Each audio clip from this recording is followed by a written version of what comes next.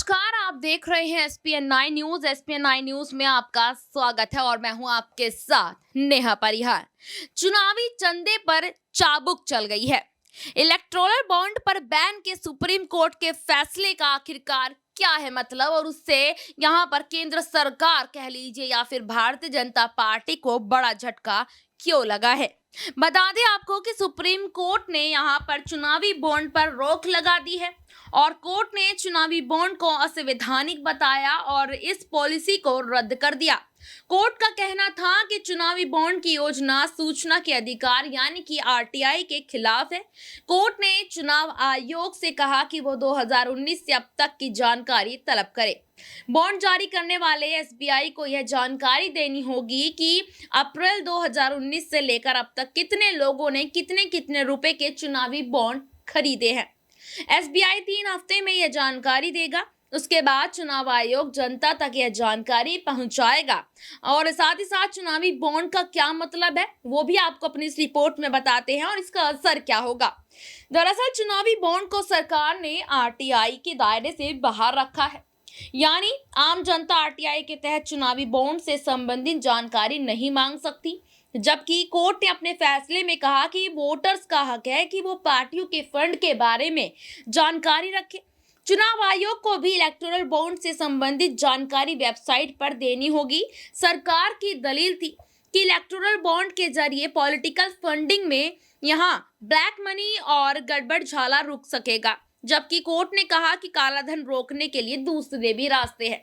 जब से यहाँ पर CJI चंद्रचूड़ ने यह फैसला सुनाया, उसके बाद से यहाँ विपक्षी पार्टियों के लगातार बयान आने शुरू हो गए, जिसमें कि यहाँ पर राजस्थान के पूर्व मुख्यमंत्री अशोक गहलोत का भी एक बयान सामने आया और दूसरी तरफ बात करूं मैं यहाँ पर आम आदमी पार्टी की नेता आतिशी सिंह का भी यहाँ पर बयान सामने आया। और यहाँ पर अगर बात की जाए तो प्रशांत भूषण जो कि एक दिग्गज लॉयर है, उनका भी यहाँ पर बयान सामने आया है। साथ ही साथ आपको बता दें कि राजस्थान से यहाँ पर खाचरियावास का भी बयान सामने है। इन सबके बयानों को सुनकर आपको क्या यहाँ पर लगता है, हमें कमेंट बॉक्स में बताइएगा। और जाने से पहले सुनिएगा कि आखिरकार इन सब नेताओं का क्या कहना है कि आखिरकार यहाँ सुप्रीम कोर्ट ने इलेक्टोरल बॉन्ड को रद्द क्यों किया। तो सुनिए ये वीडियो। पूरा है।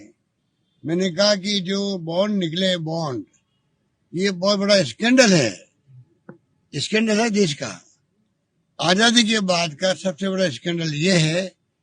5,000 से अधिक के बॉन्ड किन से क्या सौदे किए गए, उनके बदले में क्या बॉन्ड लिए गए हैं, क्या छूट दी गई है, देश की विदेशी कंपनियों को किसी को नहीं मालूम है। इतना बड़ा गेम हुआ है और 90% ज्यादा बॉन्ड मिले बीजेपी को मिले हैं। उससे वो खेल खेल रहे पूरे देश के अंदर, चुनाव लड़वा रहे हैं, खर्च कर रहे हैं, हॉर्स ट्रेडिंग कर रहे हैं, सब कुछ कर रहे हैं और सारे जिलों में ऑफिस बना रहे हैं जमीन ले लेकर के। कहां से पैसा आ रहा है और बाकी पार्टी ब्लॉक कर दिया। तो फिर डेमोक्रेसी कहां कैसे रहेगी जब आप सभी पार्टियों के फंडिंग को ब्लॉक कर दो देश के अंदर। खाली बीजेपी के पास बॉन्ड आएंगे। इलेक्शन कमीशन ऑफ इंडिया ने इसका विरोध किया, रिजर्व बैंक ऑफ इंडिया ने विरोध किया इसका लागू करते वक्त में, तब भी लागू किया गया। और तो और इसको मनी बिल के रूप में राज्यसभा में बहस नहीं हो। जो मनी बिल होता है उसकी बहस खाली लोकसभा में होती है, तो मनी बिल के रूप में इसको कन्वर्ट कर दिया गया और खाली लोकसभा में पास करवा दिया गया। वरना राज्यसभा में बहस होती इसकी, उसकी बजाय लोकसभा में बहस करके इसको पास करवा दिया गया, लागू करवा दिया गया। और तो और जो अभी खबर नहीं आई है, कल परसों प्रधानमंत्री के ऑफिस से जब सेक्रेटरी फाइनेंस ने मना कर दिया कि ये संभव नहीं है एक्स्ट्रा डेट देना, चुनाव आ रहे थे कर्नाटका के, उसके पहले मना कर दिया कि बार बार इसकी जो डेट फिक्स है उन्हीं डेट्स में ये बॉन्ड जारी होंगे। तो लिखित में आया कि नहीं, प्रधानमंत्री ऑफिस का आदेश है, तब जाके फाइनेंस सेक्रेटरी को और डेट बढ़ानी पड़ी है, एक्स्ट्रा डेट देना पड़े हैं। ये एक बहुत ही महत्वपूर्ण फैसला सुप्रीम कोर्ट ने दिया, जिसका कि बहुत लंबा असर होगा हमारी पूरी चुनावी लोकतंत्र के ऊपर। उन्होंने ये इलेक्टोरल बॉन्ड की स्कीम कॉम्प्रिहेंसिवली स्ट्राइक डाउन कर दी है, ये कहते हुए कि इसमें जो एनोनिमस एलिमेंट इन्होंने लाया कि भाई किसी को पता नहीं लगे कि भाई ये इलेक्टोरल बॉन्ड किसने खरीदे और किसको दिए, ये बिल्कुल हमारे जनता के सूचना के अधिकार के खिलाफ है, जो कि एक मौलिक अधिकार है जनता का।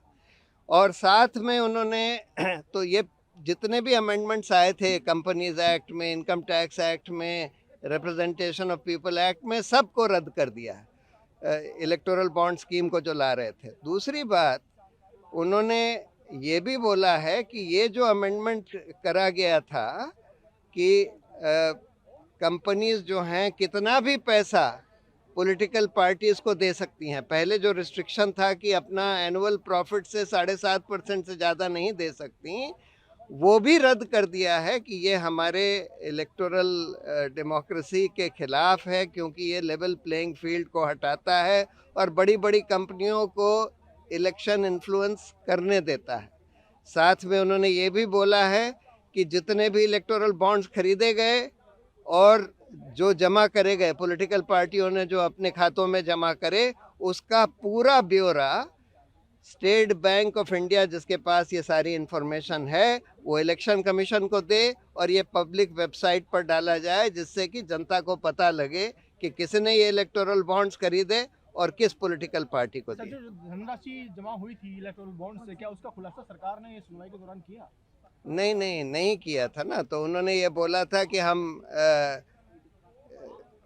एक इंटरिम ऑर्डर था कि भाई ये तुम सारा इंफॉर्मेशन रखो इसकी और इलेक्शन कमीशन को सील्ड कवर में दो।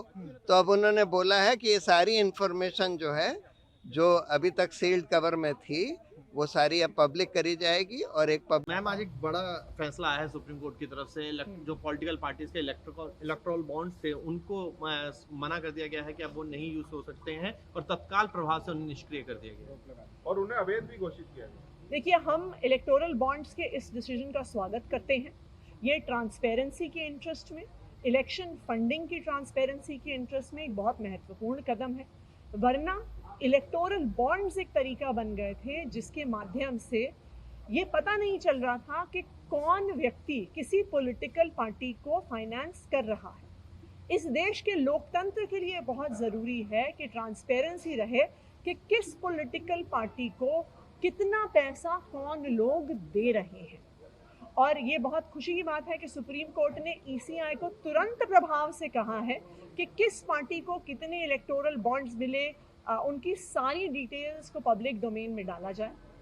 इस देश के हर नागरिक को ये जानने का अधिकार है कि जिस पार्टी को वो वोट दे रहे हैं उस पार्टी को फंडिंग कहाँ से आई है, क्योंकि ये एक नागरिक को जानने का अधिकार है कि क्या जो किसी राज्य में या जो केंद्र में जो पार्टी शासन कर रही है, क्या वो अपने वोटर की चॉइस के आधार पर निर्णय ले रही है या जिसने उसे चंदा दिया है उसके आधार पर निर्णय ले रही है।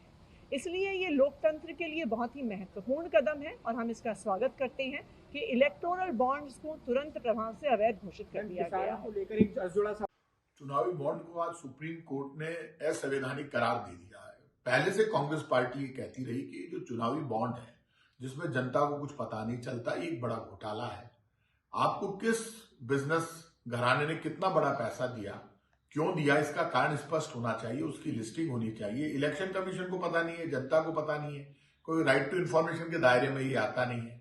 आखिर सुप्रीम कोर्ट ने आज बहुत बड़ा न्याय किया है देश की जनता के साथ कि कम से कम जो आरटीआई के दायरे में आ गया, इलेक्शन कमीशन के दायरे में आ गया, ऐसे वक्त में इस फैसले ने साबित कर दिया कि बीजेपी को जवाब देना पड़ेगा कि यदि बड़े बड़े काम हुए हैं और उन बड़े बिजनेस टाइकून्स ने इनको पैसा दिया है तो निश्चित रूप से इसमें इनका स्वार्थ नजर आता है। यदि ये फैसला जो सुप्रीम कोर्ट का आया, यदि इसको ईमानदारी से लागू करना तो केंद्र सरकार का काम है, लागू होता है तो बैक की पूरी हिस्ट्री आ जाएगी, सच्चाई सामने आ जाएगी। कांग्रेस पार्टी लगातार कहती रही, आज तक किसी ने चुनावी बॉन्ड जारी नहीं किए। ये सीधे सीधे काले धन को सफेद करने का मामला है और ये एक बड़ा घोटाला साबित हुआ है पूरे देश में। अब किसको कहें, कोई सुनने वाला नहीं है। जो सच बोले उसकी जबान पर ताला लगा दिया जाता है। कोई खुलकर अपनी बात कह दे तो असली राम राज्य यही है कि आपकी ईमानदारी सामने आनी चाहिए। यदि राम राज्य की बात करते हो, राम की बात करते हो, तो बताइए कहां कहां से कितना कितना पैसा आया। सुप्रीम कोर्ट के आदेश को ईमानदारी से लागू कीजिए। ये देश चाहता है, जिस दिन ये बॉन्ड का ये जो फैसला आया, इस बॉन्ड के फैसले ने साबित कर दिया है कि केंद्र सरकार ने, अभी थोड़े दिन पहले आपने देखा होगा कि चुनाव आयुक्त की नियुक्ति सब जगह क्लियर है कि चुनाव आयुक्त की नियुक्ति का मामला, पहले चीफ जस्टिस एक कमेटी के मेंबर थे, प्राइम मिनिस्टर थे, अपोजिशन लीडर थे। अब चीफ जस्टिस नहीं होंगे उस कमेटी के मेंबर, और एक बिल लाकर लोकसभा में इस मामले को खत्म किया गया।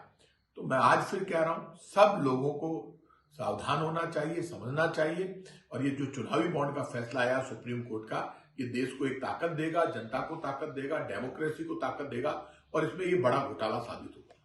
तो आपने यहाँ पर देखा कि यहाँ पर जो राजस्थान के पूर्व मुख्यमंत्री हैं अशोक गहलोत, वो काफी यहाँ पर इस फंड को लेकर यहाँ भड़कते नजर आए और तमाम यहाँ पर बातें कहते नजर आए। और यहाँ पर दिग्गज वकील की अगर बात की जाए, प्रशांत भूषण, उन्होंने भी काफी कुछ यहाँ पर जानकारी साझा की। इस रिपोर्ट पर आपका क्या कहना है, कमेंट बॉक्स में बताएं और देखते रहिए SPN 9 न्यूज। धन्यवाद।